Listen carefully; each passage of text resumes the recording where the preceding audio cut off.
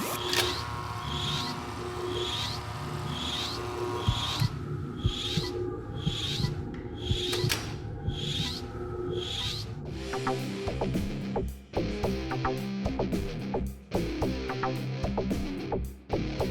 right.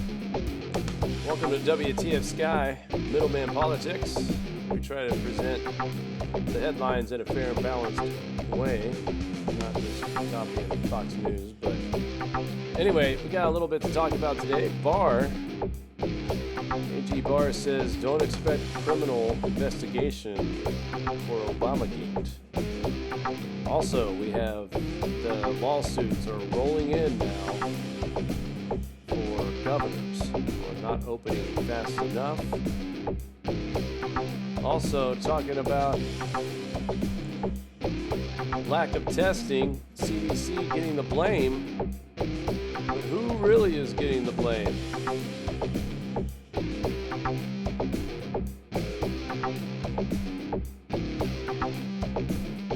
All right, let's get right into it, shall we? So here we go. It's been Obamagate, all last week. President Trump is upset with the way the Russia investigation went. I guess to say the whole Michael Flynn being dropped, those charges being dropped, has been an eye-opener, and it's upset the president. So he's upset. He wants to investigate his own and try to prosecute.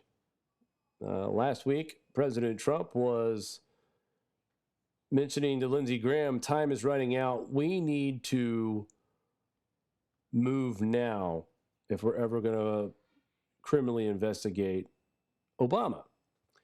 And Lindsey Graham was very hesitant about that. He didn't like that idea and kind of, pushed it off. And now today, Barr announcing that he does not expect U.S. Attorney John Durham's review into the origins of the Russia probe will lead to criminal investigation of either former Barack Obama or former Vice President Joe Biden, while noting that the concern of potential criminal in conduct of the probe that focused on others, Barr said during a press conference, otherwise focused on the December 2019 shooting of the Naval Air Station, Pensacola, blah, blah, blah, talks about that. But to me, they're trying to make, what this looks like to me is that Attorney General Barr is trying to dismiss any criminal prosecution because we got more important things to do, like this guy here who shot up a base in Pensacola. In a very important case, I agree. But an obvious follow-up to help people take the focus off of Obamagate. This feels like a damage control for the president, unfortunately. He is campaigning his re-election, and it's a little different nowadays on how to campaign out there. He doesn't have the access to the rallies, so President Trump is very creative with his way of expressing himself with Twitter and Facebook, and he is not shy. I mean, this guy was on TV before he was president with The Apprentice and WWF. I mean, Donald Trump has owned football teams. This guy is no stranger to marketing himself. And I think a lot of folks realized that there was nothing going to be done criminally about this. And instead of digging a deeper hole, the administration, it seems to me that they are moving past it. They're trying to all right, let's get off of Obamagate. We got bigger fish to fry. We can actually prosecute these people because this guy actually killed people. I get it. I agree that's a good call. But at the same time, I want to point this out. And this is in no way of trying to bash President Trump or anything like that. But I want to say this. In 2016, when President Trump won the election, he announced, after the election was over and officially announced that he was the president, he spoke to his following. And as a Trump voter, one of the most disappointing things he did that night was congratulate Hillary Clinton on a great campaign. And in all seriousness, you know, the whole lock her up, that was for the campaign. You know, we're not going to go that road. It was, you know, I've decided not to do that. I've decided, as if to say right in front of your face, yeah, that was all campaign talk. Lock her up. Lock her up. That was all campaign stuff. Shh. No. Don't worry about it. And now it feels like more of the same here with Obamagate. Because I know a lot of people who are very conservative and who are very right-wing, and they were really excited about this Obamagate investigation. And there should be one, because I've seen the accusations and the claims, and there is some troubling information here, guys. Definitely some FISA abuse. So it's not to say that these Democratic people do not deserve to be prosecuted, but there's something protecting these politicians. There's something, to me, it's just too weird, because like I said, Trump really got a rise out of his rallies whenever he mentioned Hillary Clinton being locked up. That comment he made to her, she would be in jail if he was president. You know, I'm telling you, his fan base hated Hillary Clinton so much that statement alone gave every Trump or every Republican supporter chills. And a lot of people are still angry about Benghazi. She killed 4 people, in my opinion. She's the reason why those 4 people died. So there's a lot of anger towards Hillary Clinton in mainstream. So when he made that comment, because you'd be in jail, is what he said to her. She's glad that the president like him wasn't in charge. And he goes, yeah, because you'd be in jail. And it was just like, so many people jumped up out of it. Yeah, you know, I get it. So this feels like, instead of trying to stretch this all the way out to the election, they went over the law, and they went over everything, and they realized that they did not have enough to go forward with a criminal investigation, and that we really should focus on things that we can do a criminal investigation, such as the Pensacola shooter. That's real. That's something they can do. There's got to be a law protecting these politicians from being criminally prosecuted. I know there's all kinds of theories out there, but unfortunately, as a voter of the Republican Party, I'm not gonna lie, I feel a little bit let down, because we get all this energy and this focus on Obamagate, and you know, as an average person looks at their Twitter feed and they're looking at your tweets, President Trump, and they're like, really? Is it going to happen? Really? Because I heard Q talk about this, and oh my God, this is happening. And it builds this excitement. And then AG Barr comes out and just squashes that. There will be an investigation. They'll get to the bottom of this. But just like with Hillary Clinton, she was just found grossly neglecting, gross negligence is what she was charged with. And it wasn't even an official charge. It was just that if you are guilty of anything, it's gross negligence. But will you run for president in 2016? Because we need a president that's gross negligent. I mean, you see what I'm saying, folks? It's disappointing. I get it. It builds excitement. It gets the unity of the Republican Party together, because they hear Obamagate and they think, finally, it's going to happen. No, it's not. It's a campaign trick. It's unfortunate, but it is getting close to election season, guys. We're, what, 6 months? Less than 6 months away from the election? I can't believe we're talking about this. It's just so much time has gone by just because of what's happening all around us. And you got to keep one thing in mind. There is a lot going on in this world. And this virus situation is only just a part of it. So there's a lot to kind of follow right now. There for a while, it was nothing but coronavirus. Still a lot of talk about the virus. But in the last week or so, we're starting to see other things start to come up. We're starting to see more normality in our news again. We're starting to talk about police shootings, unfortunately, for that gentleman in Georgia. That's been a topic of discussion. Now we're talking about AG Barr saying we're not doing a criminal investigation. That's sparking up all kinds of things as well. And, the stock market today, I mean, talk about numbers here, record numbers, all based on a vaccine hope. 911 points.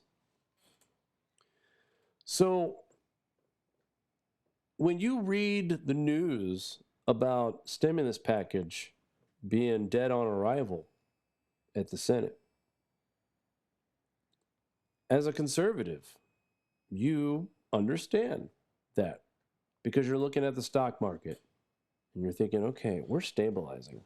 Dow Jones is at 24,597. That's still really good. And not everything's open all the way. And here in New York, there are reports now, and all over the United States, but in New York, there are reports that their unemployment system is now moving forward with the claims. So when people start receiving money for that, the pandemic and the CARES Act, that's $600 a week.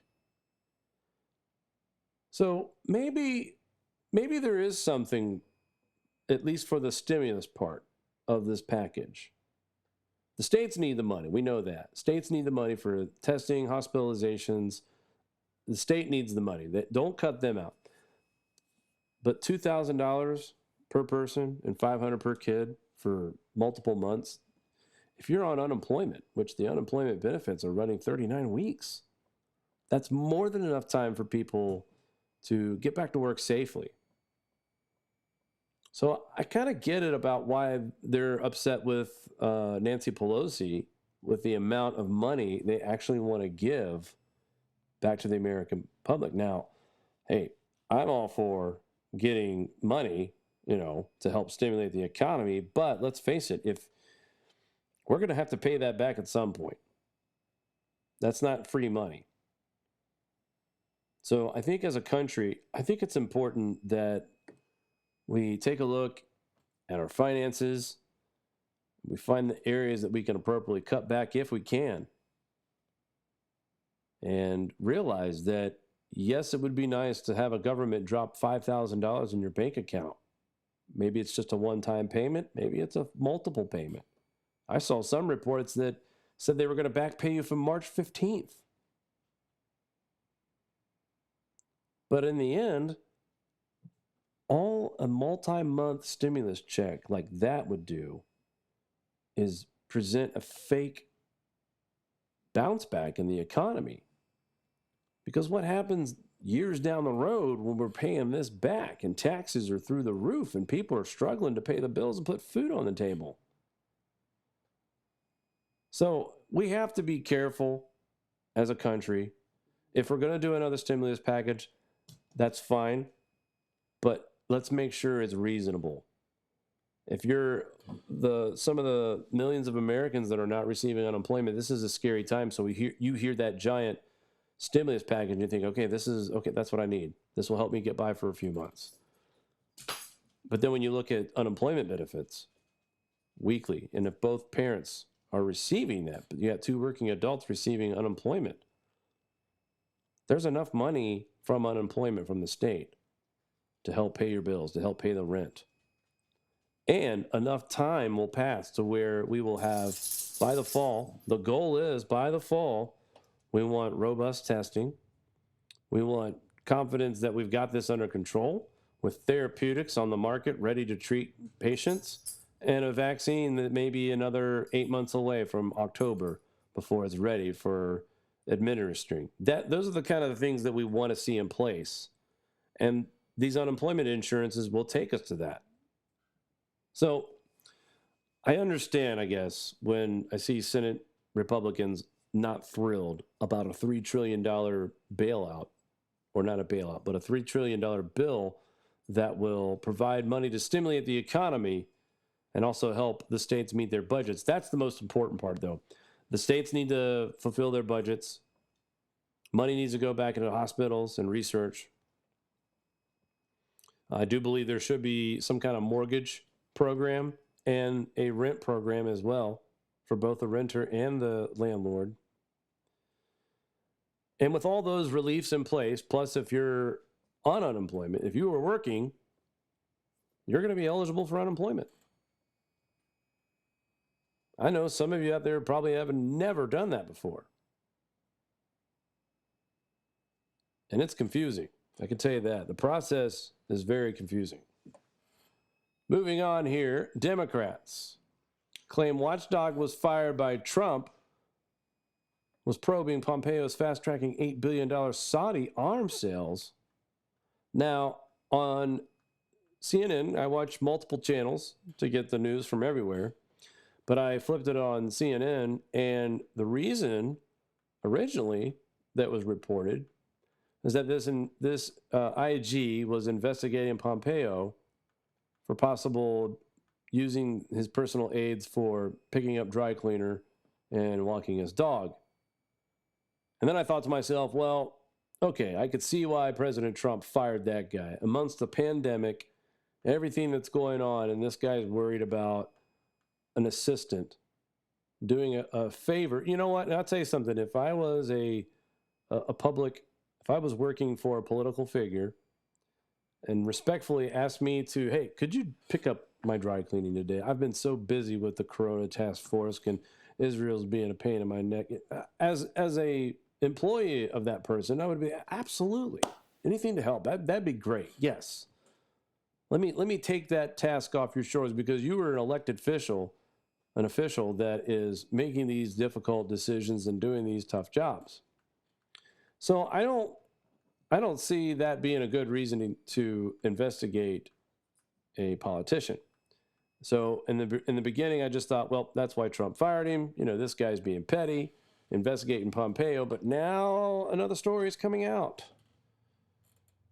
and it looks like there might be some hanky-panky going on. I don't know. It's hard to figure out. CNN is usually not reliable.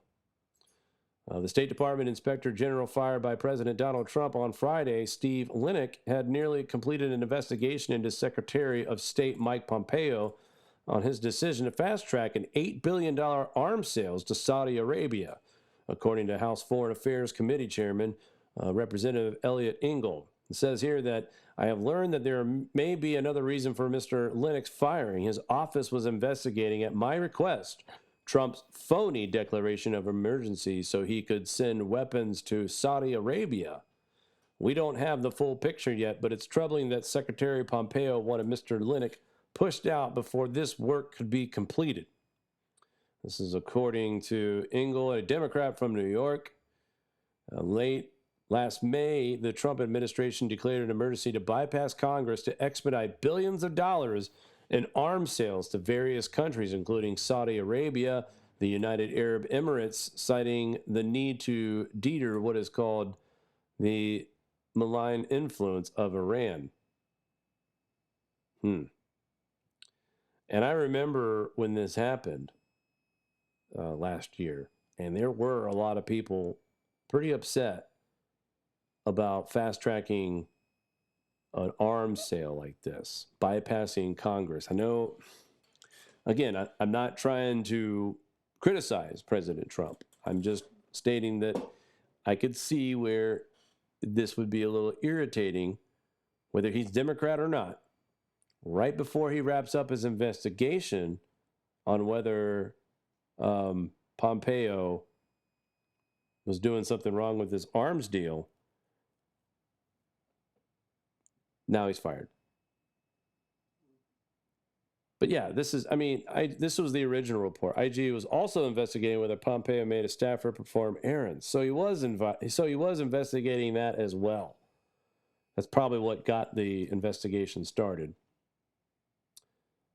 again, if I worked for a senator, well-known senator, if I worked for a congressman, a president, vice president, as busy as we know those people are, especially during a time like this, I don't have a problem being honored. Thank you for what you do. The least I could do is go get your dry cleaning. I'll go pick you up a sandwich. No problem. Besides, wouldn't you rather do stuff like that than some of the other jobs they have you do? Anyway, right? It's a break from the office. It's a break from the norm. Yeah, why not? It's a nice day outside. This is petty. You know, the IG should have picked a better. Now, the $8 billion arms sale, that's something to investigate. Be fair. All right, let's be fair. That's something to investigate. But this is starting to become a bad look. And I've heard both sides. Some are saying drain the swamp, and that's what they're doing. And then the others are saying he's basically pushing out people who go against his narrative. And also wanted to talk about the lawsuits that are beginning to fall into place against these governors. And I thought it was unfortunate that Fox News used Andrew Cuomo as an example. There are some Western New Yorker law firms that are filing lawsuits against Andrew Cuomo for the slow opening of the state. Now, mind you, Cuomo has followed the data. I mean, he was quoted saying in January that he didn't believe that the coronavirus was going to be an issue, that it was going to be a problem, and quickly changed his tune when it got serious in his own state in March. And it changed him. It changed him. There were some problems with nursing homes. He got on that and stopped it fast. Yet he's still getting threatened to be sued. I want to show you guys something. This is a map of the percentages of deaths in nursing homes.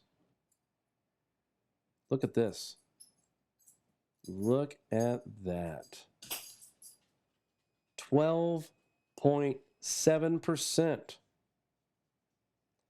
Data is incomplete in Michigan, 40% in Ohio, 62% in Nebraska, 57% of the deaths in Colorado are in nursing homes. California did a good job, 36%. That's lower than what we've seen. 60.2 and 61%. Why am I showing this?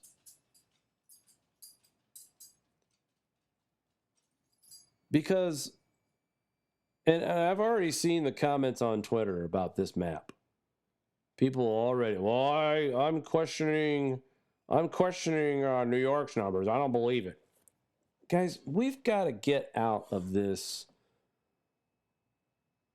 I don't know what it is. It just feels like that people, when you give them the proof and they still don't like it, I'm still skeptical of it. That's the main, it seems like the common thing that people say when they see data that doesn't go against. I'll tell you right now, I'm guilty of it too. They showed on Fox News numbers of cases in Georgia not rising, after the opening. And I told myself, oh, I don't know about that. It's open. People are moving around. No, why sit there and deny based on the facts that they were showing us? No one's trying to hide these numbers. I mean, I hope not. It would be dangerous if these governors were downplaying these numbers. When you see Minnesota with 81.7% of people dying in nursing homes, there's nothing positive for the state of Minnesota to report that. So I hope people see the facts and go with the facts and not go off of emotion. And a lot of this right now, unfortunately, it feels like we're being divided. I hate to say it. The more you talk about it, it seems like if you're Democrat, you think it's real. And if you're a conservative, you think it's real to a degree, but we need to open our state. I am right there in the middle. I want to open the state. I want to do it smart. I want to make sure that there is contact tracing in place. We don't want to make the same mistakes that we made back in 1918. And Peter Navarro, well, he wants to jump on the news and tell everybody that the CDC has let us down when it comes to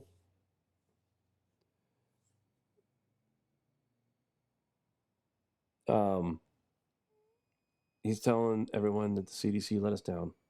Let us down. Bad test. He's right. He's right. Tests were bad. Tests that came out were bad.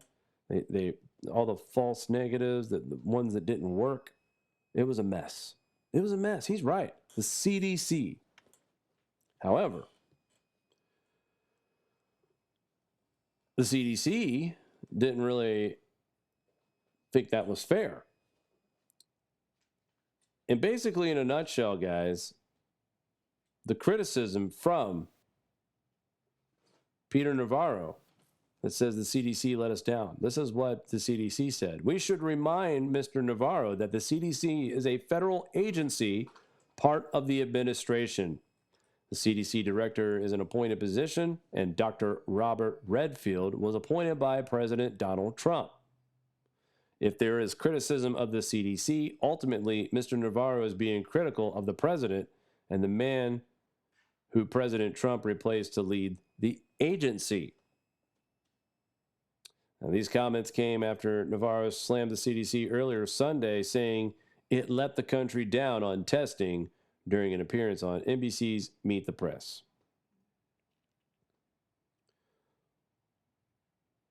So, this is not fake news.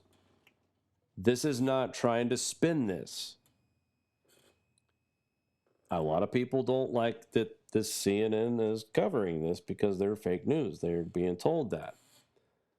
But this statement from the CDC is 100% accurate. So we have to take off our blinders on this, guys, when you see CNN reporting things like this. I know a lot of you don't like the CDC either. I get that.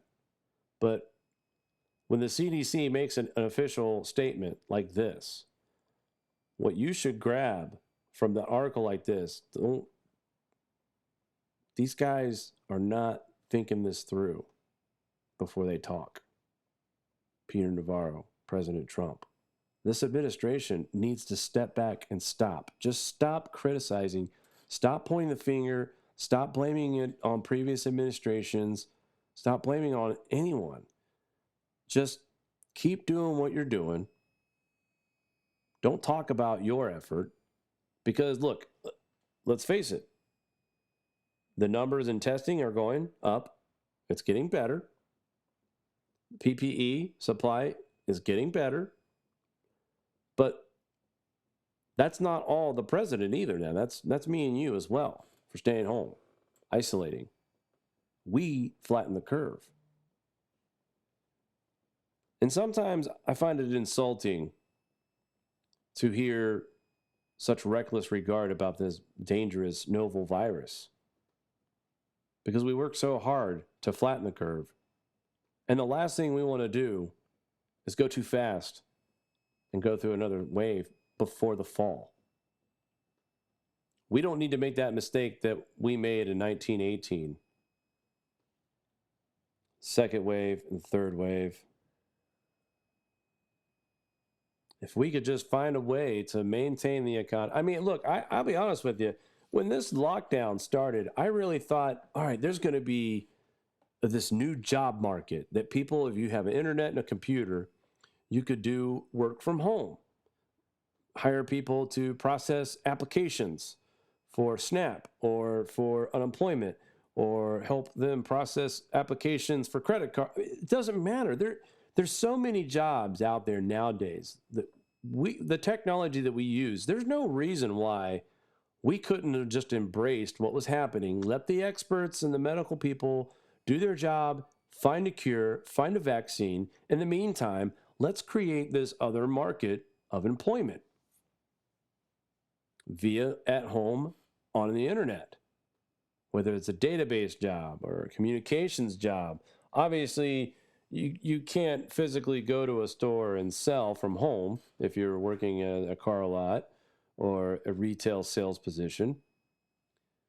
But wouldn't it be better to have 17 million unemployed and you were able to come up with a job program that put millions of Americans to work?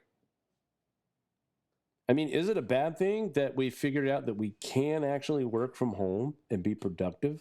Is that such a bad thing? Cuts down on traffic, cuts down on demand on gas, lowers gas prices, right? I'm just thinking out loud here. Anyway, just interesting to see that some people in this administration are not thinking before they speak. By pointing the blame at CDC, this is part of the administration. It's a federal program, and that President Trump had selected himself, Dr. Redford. So kind of, whoa, slow your roll, pump the brakes. Again, these guys just need to focus on doing their job. Stay away from the camera. Stop doing press conferences. Stop talking every day. Just come out every once in a while. Give us an update here and there. But this stuff right here, I mean, this is nonsense. This is just to raise your stress level. And I've spent enough time talking about it. Moving on here to Justin Amash decides against running for president as the third-party candidate. Boy, that was short-lived. 2 weeks ago, this guy announced that he was going to be running for president as a libertarian. And now all of a sudden, he decides not to do so, after all. Look, I wonder if there is a surprise Democratic candidate emerging. Because for this guy to drop out as quick as he did, Michigan congressman, he would be a popular choice in Michigan because everyone's upset with the Democratic governor right now. But when I say surprise candidate, the one person, and Fox News, I think this is part of the problem. They know that if some weird miracle, some weird event that decided, hey, you know what? I'm going to run for president. Let's give it a go. Let's see what happens. Listen, I'm not saying that he is, I'm not going to play that vote for the lesser of the evils, but it feels like to me, because the whole nursing home scandal, the thing that Fox News is trying to pin on him, and then you look at this map. Now, again, if you're going to debate New York's numbers, you have to debate the entire United States. And honestly, the Florida, the Washington, the Oregons, those definitely look dead on. So it's you just can't sit there and say, well, New York's information skeptical. I get it. Some people are against this map for good reasons. And then some people are against this map for just pure hate and blindness of the data, the truth, the narrative that doesn't fit the narrative. So, I don't know. It could be a good case for Cuomo. I think people would have more confidence in the Democratic Party. I'm not talking about Republicans. I'm not saying this is the moderate guy to go with in the middle. But would it? Would it be an option? Would you guys vote for him? Democrat or Republican? Do you choose to listen to the mainstream narrative?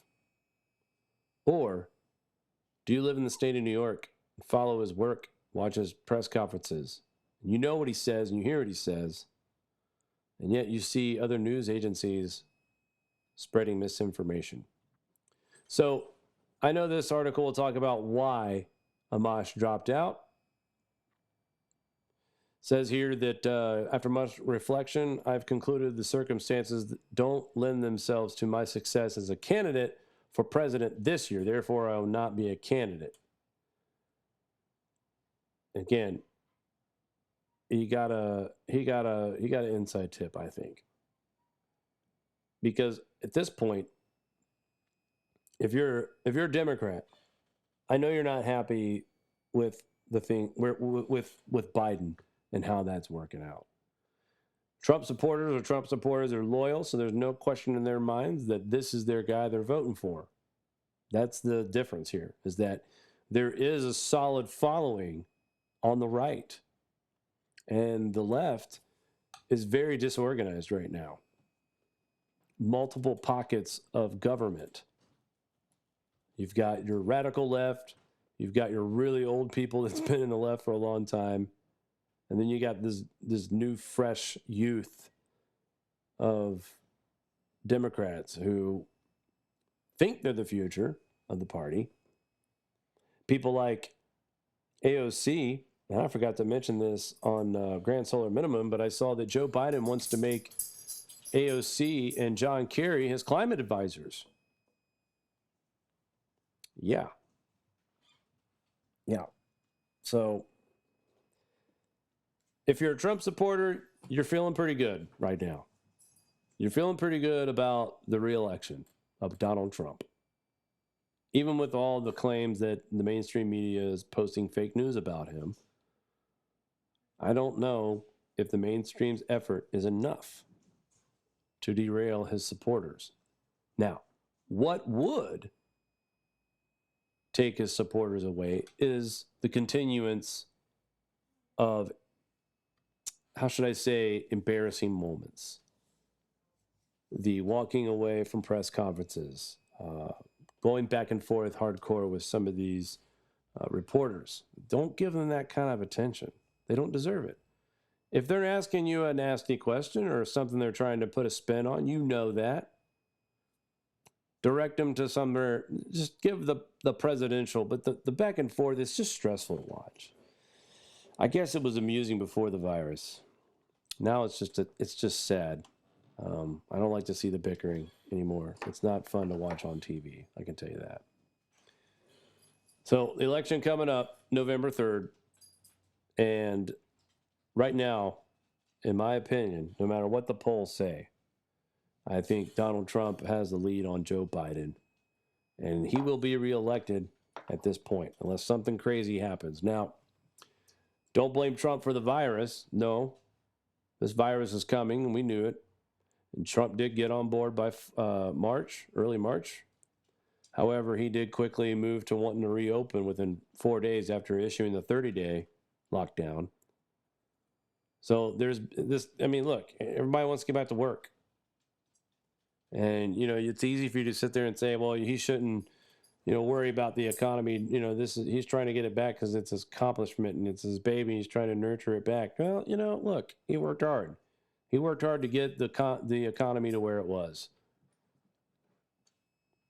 But it also makes you feel like that by him taking it personal, that he thinks that other parties and other countries are plotting against him. That Democratic governors are staying closed longer to hurt the president. And I don't think that's the case at all. The longer these governors stay closed, they lose more money.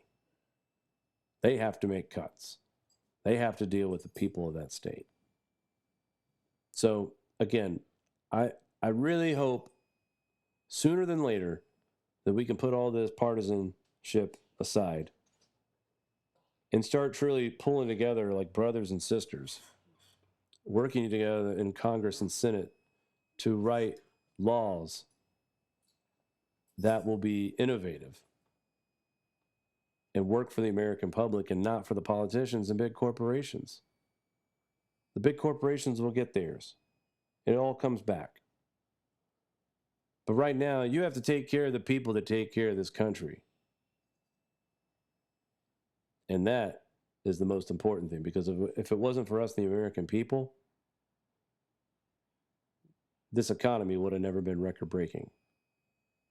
So, in reality, us Americans, have done an excellent job at rebuilding our economy, getting back into the workforce, participating in the U.S. military. That's voluntary, guys. No one's putting a gun in anybody's head. So yes, as much as this has happened under Mr. Trump's watch, and he gets credit too, but the big bulk of the credit for this country's success is us, the American citizens. And therefore, I still think it's vital that the government takes care of the people who have put the economy where it is. Because if we're not smart about this, and we start sending people back to work and people start dying, that's a bigger loss than just someone who is a consistent worker and produced a profit for you. You're talking about taking people away from their families for no reason. This could have been prevented, maybe. So in the future, if cases don't start going down, we start seeing the beginning of another wave. I really hope that the government and others in the economy start thinking about ways to create work, create jobs that people at home can work. And let's try to pull out of this rut together. So, we good? Dogs are barking like crazy. Anyway, that's all I got for today, guys, on Middleman Politics. These are just my thoughts. These are my opinions. But there are bigger fish to fry. When Attorney Barr came out today, look, we know there's loopholes and we can't prosecute this guy criminally, but there's other things we need to do. All right. And then you got Democrats upset that the watchdog is fired for investigating personal favors, and actually there was an $8 billion Saudi arms sale. That's pretty important. You got the attack on Cuomo and lawsuits. They're starting to pile in. All governors across the United States are going to be sued at some point. Every state will see these lawsuits, but Fox chose to pick on Cuomo. I wanted to point out the nursing home deaths. Also, Peter Navarro pointing the finger at his own administration and CDC, not realizing it, trying to place blame on someone instead of just taking responsibility for it. Kind of looks stupid after that, unfortunately, as the CDC reminded Peter that they are part of the administration as well. And of course, Justin Amash has dropped out as a candidate for the Libertarian Party for President of the United States. All right, guys, thank you for tuning in today. We appreciate your time. And, you guys have any ideas about what you think is right or wrong, please feel free to leave it in the comments section. Again, I don't have to agree with everybody politically. It doesn't make me like you less or hate you or love you. It doesn't matter. It is nice to be around people who are like-minded, but let's remember, folks, we live in a free country, and that gives us the right to believe what we want. As long as we're not putting anybody in harm's way and no one's getting physically harmed or emotionally abused or anything, I think it's unfair when people get attacked for being a Democrat or for being a Republican. I think that's unfair. And that, to me, shows that the American society has lost its way if people start getting judged based on their party affiliate. I know good people in my life who are Democrats. I know great people who are Republicans that I know personally. There's good and great people on both sides. We have to learn how to be able to have the conversation to talk about problems. The only way you're going to solve them and get through them is talking about them and bouncing ideas back. And instead of yelling and screaming and insulting, maybe counter with facts and concerns. It's going to do it for me today, guys. Thank you again for tuning in to WTF Sky Middleman Politics. Let's have a great day. Stay safe out there. Take care, guys.